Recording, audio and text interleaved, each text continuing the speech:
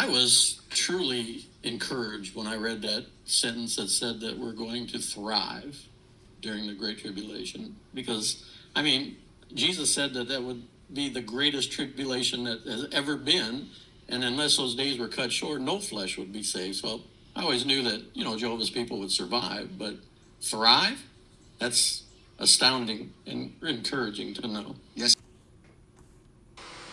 I was thinking the same thing, and we know that during that time our message will change. It will become a message of judgment, but we don't let our attitude change toward people. We remember, even right up to the last minute, Jehovah has a genuine love for all people. We should have that genuine love for them as well at that time, hoping that maybe in those last moments some will have a change of heart and will join us. Yes. Wasn't that hard?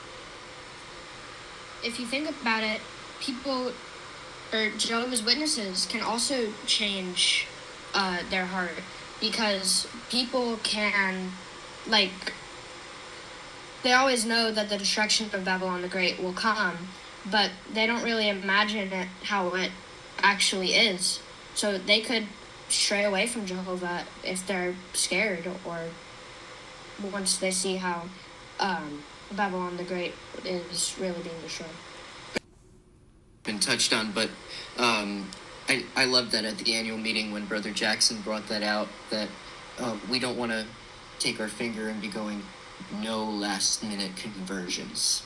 That's because that's basically how Jonah felt with the Ninevites, and Jehovah corrected that action.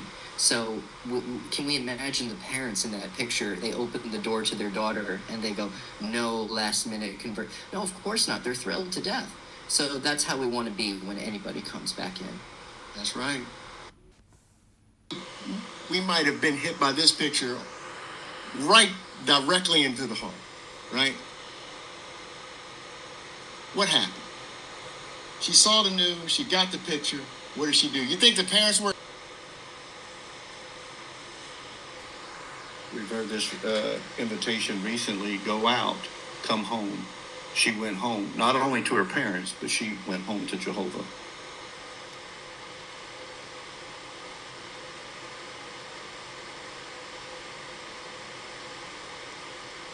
And it looks like she's holding that photograph that she was looking at, along with an envelope. It could be that her parents sent her a letter when the Great Tribulation started, trying to appeal to her. So while they didn't know how she would respond, they were certainly hopeful.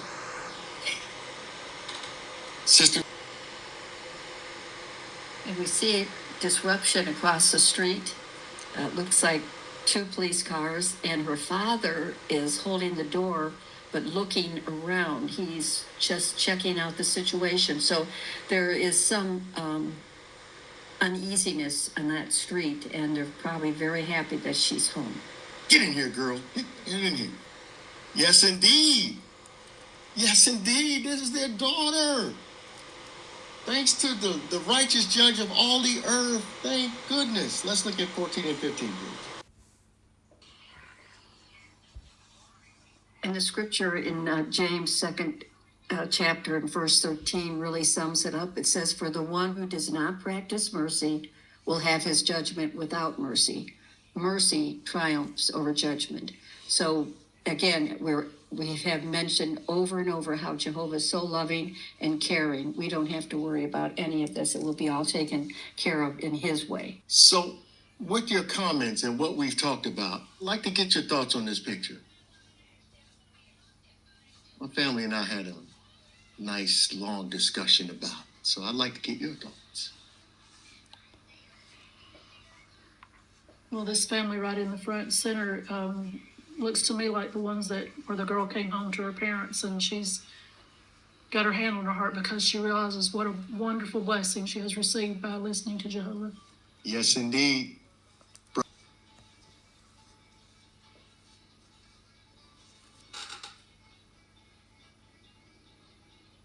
You can still see evidence that she was in the world for a while because she's got a tattoo on her arm.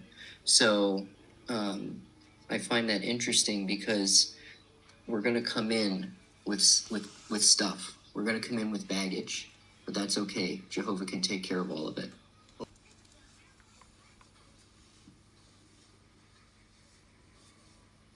also makes me think of that song that we sing that it says it all has come true, just as you said.